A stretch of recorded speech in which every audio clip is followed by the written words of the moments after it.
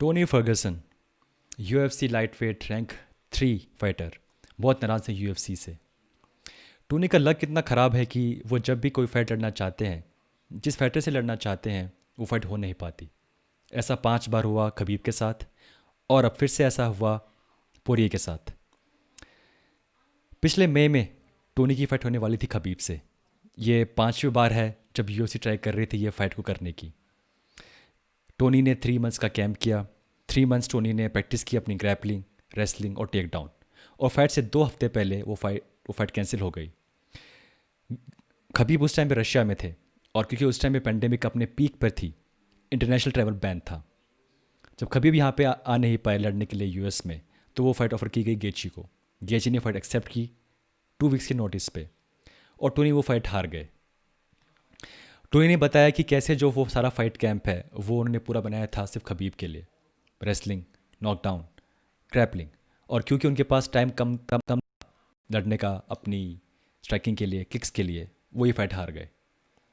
अब फिर से ये फाइट होने वाली थी टोनी की और पोरिये की यूएफसी 254 को, अक्टूबर 24 को।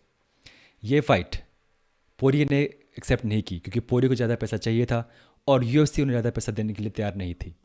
अब पोरिये लड़ने वाले हैं कॉनर मैग्रेगर से जनवरी 23 को। फिर से एक बार टोनी फर्गसन अकेले रह गए हैं। उनके पास कोई फाइट नहीं है और वो रेडी हैं फाइट करने के लिए। ऐसे एक और फाइटर हैं टोनी की तरह जो कि रेडी हैं फाइट करने के लिए, बट उनके पास कोई फाइट नहीं है, और वो है नेट डियाज। नेट डियाज की लास्ट फाइट हुई थी पिछले साल नवंबर में, और वो फाइट वो हार गए थे होरे मास्विडाल से। तब से लेके अब तक वो सिर्फ ट्विटर पे कह रहे हैं कि मैं रेडी हूँ फाइट के लिए, मैं इससे लड़ूंगा, मैं उससे लड़ूंगा, मैं सबसे लड़ूंगा, बट कोई फाइट नहीं है उनके लिए भी। Nate Diaz versus Tony Fergusson एक बहुत ही अच्छी फाइट है।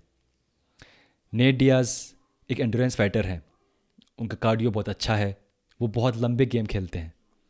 राउंड 4, राउंड 5 तक वो अपनी एनर्जी सेम रखते हैं। सिमिलरली टोनी भी वैसे ही फाइटर हैं। ये फाइट इतनी अच्छी होगी क्योंकि दोनों ही फाइटर का एंडोरेंस, कार्डियो, ड्यूरेबिलिटी इतनी ज़्यादा है।